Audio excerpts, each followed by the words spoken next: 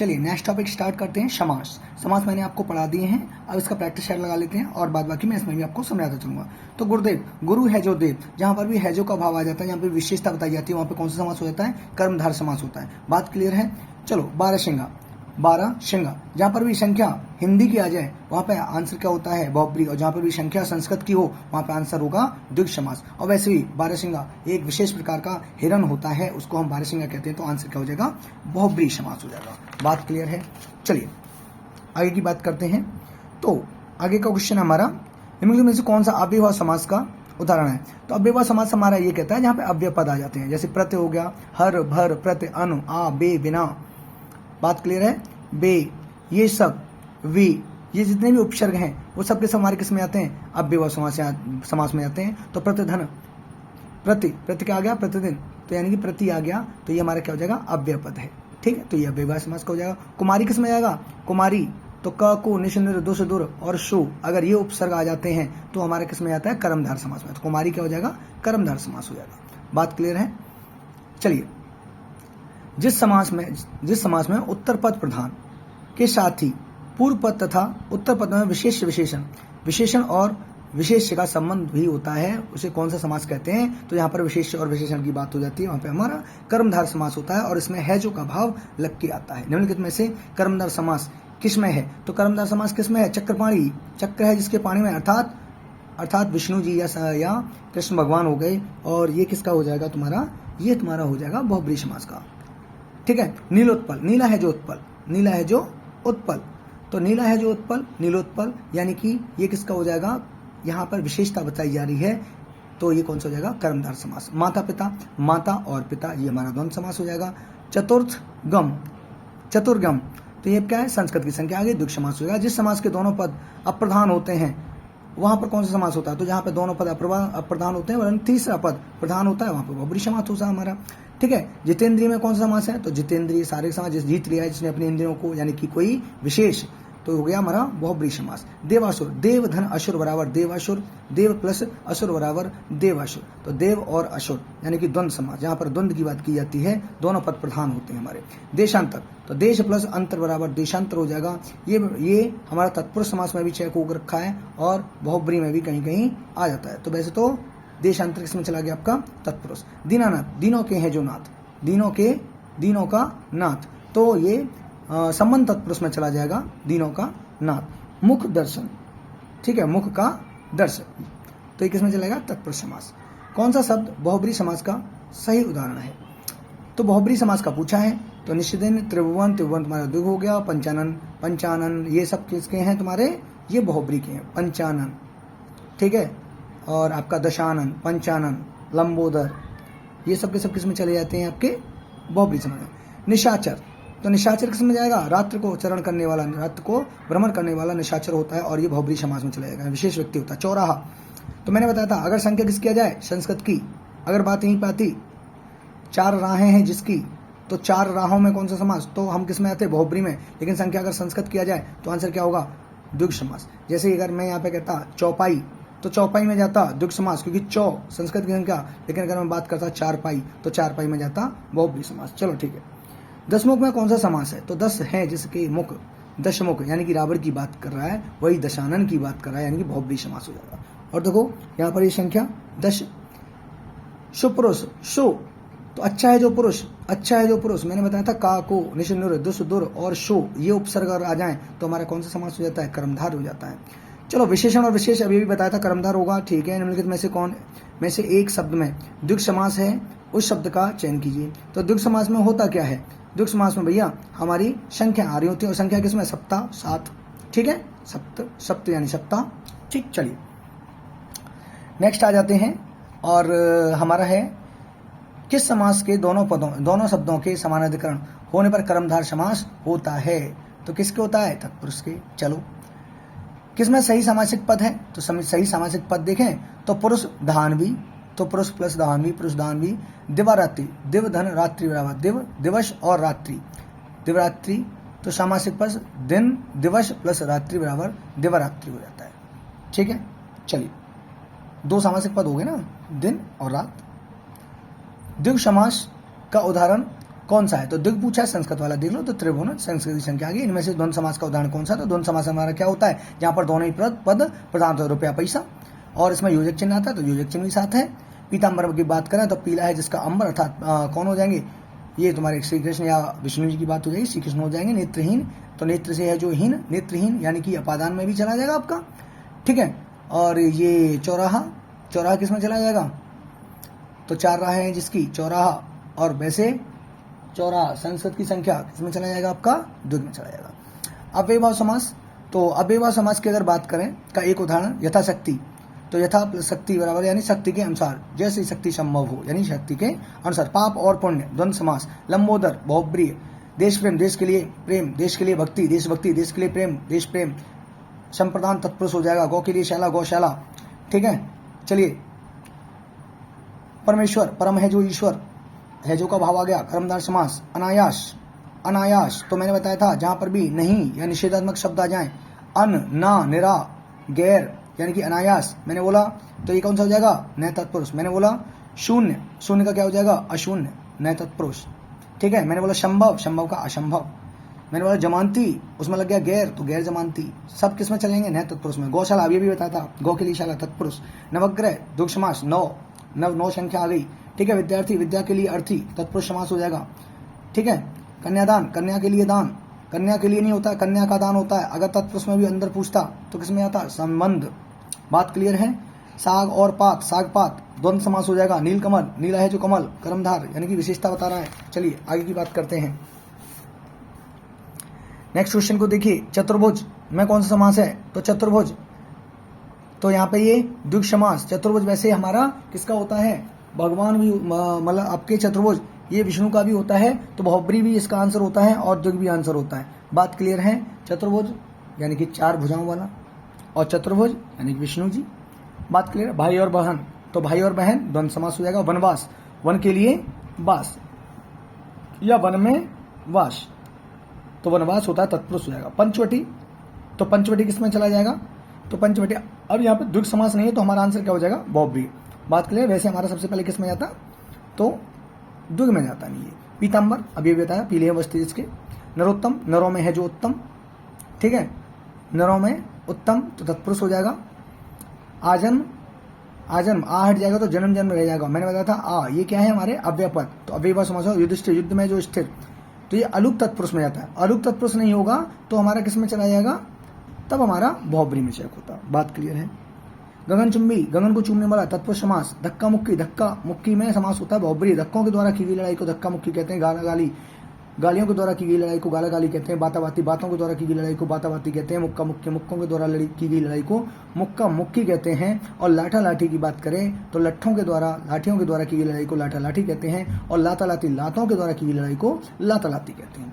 ये सब के सब किसके उदाहरण हो जाते हैं? बहुब्री के। त्रिफला, त्रि आ गया तो आंसर क्या हो जाएगा? यानी 3 यानी कि द्विग समास, ठीक है। और द्विग में भी कौन सा समास है? द्विग में भी द्विग समास है, 2 गायों का समूह, ठीक है। तन मन और धन, तन मन और धन, तो तन मन धन में समास पूछे तो द्वंद्व, तन मन और धन का सेंस जाता है। चक्रपाणी, चक्र है जिसके हाथ में, वो कौन होता है? चक्रपाणी, यानी कि जहां पर भी पानी आ जाए वो सब के सब, चक्रपाणी, सूल पाणी, वीणा पाणी, ठीक है, वो सब के सब किसमें हो जाएंगे? हमारे बहुब्री समास में चलेंगे।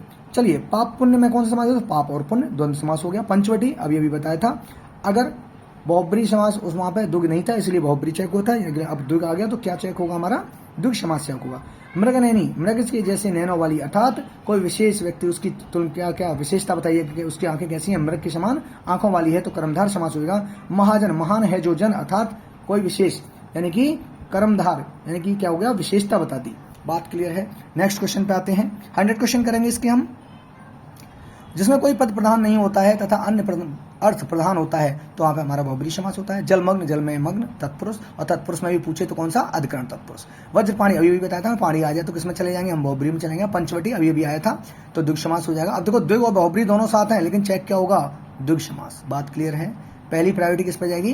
द्विग समास पे। सुनीता के बच्चे घास फूस की तरह बढ़ रहे हैं तो घास फूस में समास पूछा तो घास और फूस द्वंद्व समास हो जाएगा, ठीक है। घास और फूस, घास फूस में यहाँ पे समास पूछा है। निम्नलिखित में से कौन सा शब्द बहुब्री समास का उदाहरण है? तो बहुब्री समास का उदाहरण क्या हो जाएगा? तो शूल पाणी उदाहरण हो गया। यथा क्रम में तो यथा आ गया तो ये किसका उदाहरण हो गया? ये हमारा अव्ययभाव समास का उदाहरण हो जाएगा। हसमुख, ठीक है। और हथकड़ी तो हाथ की कड़ी हथकड़ी, ठीक है। ये हमारा तत्पुरुष में चले जाते हैं। कौन सा समास द्विगु समास है, तो द्विगु में क्या होगा, देखो चतुर्भुज द्विगु समास का उदाहरण हो गया, चतुर्भुज यानी कि 4 भुजाएं। प्रतिदिन प्रत्यय आ गया, अव्ययभाव समास हो जाएगा। जिस समस्त पदों में पहला पद संख्यावाची, तो पहला पद संख्यावाची होगा तो द्विगु समास हो जाएगा, बात क्लियर है। उसको दूसरा नाम भी संख्यावाची समास कहते हैं, ठीक है। और तत्पुरुष समास का अगर दूसरा नाम पूछे तो परसर्गी समास कहते हैं, क्योंकि यहाँ पे 6 कारक बैठे हो, परसर का अर्थ होता है कारक, बात क्लियर। जिसमें पहला पद विशेषण और विशेष बात आ गई तो हमारा कर्मधारय समास हो गया। जिस समास में दूसरा शब्द प्रधान रहता है, तो दूसरा शब्द प्रधान रहेगा, दूसरा शब्द नहीं है बेटा, यहाँ पे दूसरा पद है, ठीक है। हाँ, बात क्लियर है, पद और शब्द बात एक ही होती है, लेकिन पद और शब्द में अंतर इतना होता है कि जब कोई शब्द किसी वाक्य में प्रयोग हो जाता है तब उसको हम क्या बोलते हैं, जब कोई शब्द किसी वाक्य में प्रयोग हो जाता है तब उसे हम पद कहते हैं, और अगर सिंगल आता है तब वो शब्द कहलाता है, बात क्लियर है। तो ये तत्पुरुष समास हो जाएगा, क्योंकि इसका दूसरा पद प्रधान होता है, उत्तर पद प्रधान होता है। चलिए, कृष्ण और सुदामा गुरु भाई, तो गुरु जैसा भाई, गुरु है जो भाई। अब यहाँ पे कर्मधार नहीं है तो किस में चले जाएंगे, तत्पुरुष, क्योंकि तत्पुरुष के अंदर ही आते हैं कर्मधार वगैरह ये सारे समास, बात क्लियर है। चलिए, तो 63 क्वेश्चन हमारे हो चुके हैं। नेक्स्ट क्वेश्चन पर बढ़ते हैं आगे की ओर। तो नेक्स्ट क्वेश्चन हमारा, चलिए, तो नेक्स्ट क्वेश्चन है लकड़ी, अच्छा लड़की चौलड़ी पहने है, तो चौलड़ी मतलब 4 लड़ियां, तो चौलड़ी का क्या हो जाएगा, संस्कृत की संख्या है तो द्विगु समास, और यहीं पे 4 लड़ी होता तो आंसर क्या होता, बहुब्रीहि समास, बात क्लियर है। यानी कि संस्कृत की संख्या आए तो द्विगु समास में जाएंगे, और संख्या अगर हिंदी की हो जाएगी तो बहुब्रीहि समास में जाएंगे। जिस समास के दोनों ही पद प्रधान हों उसको हम द्वंद्व समास कहते हैं। जिस समास में पहले या बाद का कोई पद प्रधान नहीं होता है तो वरन तीसरा पद प्रधान होता है, तो वहां पे बहुब्रीहि समास होता है। 67 क्वेश्चन देखिए, जिस समास में अर्थ की दृष्टि से उत्तर पद प्रधान होता है और पूर्व पद गौण होता है वहां पर तत्पुरुष समास होता है। यथाशक्ति, यथा आ गया यानी कि अव्ययभाव समास हो गया। धनुर्बाण में किस तरह का समास है, तो धनुष और बाण वो होता है हमारा धनुर्बाण, तो आंसर क्या हो जाएगा, द्वंद्व समास हो जाएगा। शोकाकुल, शोक से आकुल, शोक से व्याकुल, उसको बोलते हैं शोकाकुल, यानी कि तत्पुरुष समास।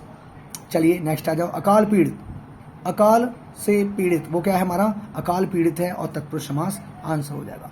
जय पराजय, तो जय और पराजय द्वंद्व समास हो जाएगा, और वैसे भी क्या लग के आ गया हमारा योजक चिन्ह, ठीक है। पर्णकुटी, तो पैरों से कुटी हुई, नहीं सॉरी, पर्णकुटी एक पैरों से कुटी हुई, उसको भी हम पर्णकुटी कहते हैं, और वैसे पर्णकुटी पत्तों के द्वारा बनी हुई कुटिया को पर्णकुटी कहते हैं, तो क्या होती है हमारी कर्मधार हो जाएगा। कोशकार, कोश का कार यानी कोश का है जो कार, उसको क्या बोलेंगे, तत्पुरुष समास में आ जाएगा। सिंहद्वार, सिंह का द्वार, ठीक है, सिंहद्वार हो जाएगा, सिंह का द्वार, या सिंह के लिए द्वार ऐसे भी बोल सकते हैं। यथोचित, यथा आ गया तो किस में चलाएगा, अव्ययभाव समास में चलेगा। चलो आगे की बात करते हैं। तो नरबच्ची इंपोर्टेंट क्वेश्चन है, नरबच्ची, ठीक है, नरों का भक्षण करने वाला नरबच्ची होता है, तो भाई ये किस में चला जाएगा, तत्पुरुष में चला जाएगा, नरबच्ची। नीलांबर, नरबच्ची आपका वैसे बहुब्री में भी चला जाता है, क्योंकि नरबच्ची एक विशेष प्रकार का इंसान हो गया जो नरों का भक्षण कर रहा है, तो बहुब्री में भी चेक हो जाता है, और अगर तत्पुरुष दे रखा है तो तत्पुरुष में ले जाएंगे। चलिए, नीलांबर में कौन सा समास है, तो नीलांबर, नीला है जो अंबर, कर्मधार समास होगा। सप्तऋषि 7 हैं जो ऋषि, ठीक है, तो यहाँ पे संस्कृत की संख्या आ गई द्विगु समास, और ये लेखपाल में भी आ चुका था क्वेश्चन, लेकिन वहाँ पे हमारा बहुब्री, अगर यहाँ पे बहुब्री भी आंसर में होता तो हम पहली प्रायोरिटी बहुब्री को देते, फिर हमारा आंसर क्या चेक होता, बहुब्री चेक होता। अगर द्विग और बहुब्री साथ में हो तो आंसर क्या चेक होगा, बहुब्री समास। तो सप्तऋषि में सबसे पहले कौन से समास को लेके जाएंगे, बहुब्री को, याद रखना। अगर बहुब्री नहीं होगा तब हम द्विग समास को लेंगे। नीलोत्पल, नीला है जो उत्पल, कर्मधार समास हो गया। धनंजय, धनंजय में कौन सा समास हो जाएगा, ये हमारा पर्यायवाची किसका है, तो ये हमारा पर्यायवाची है, जितने भी पर्यायवाची आते हैं वो सबके सब बहुब्री होते हैं, और धनंजय हमारा अर्जुन का पर्यायवाची है। मन माना, तो मन से माना, ये हमारा क्या हो जाएगा, तत्पुरुष समास। कतर ब्योंत, वेरी इंपॉर्टेंट, कतर और ब्योंत ये कौन सा हो जाएगा, द्वंद्व समास।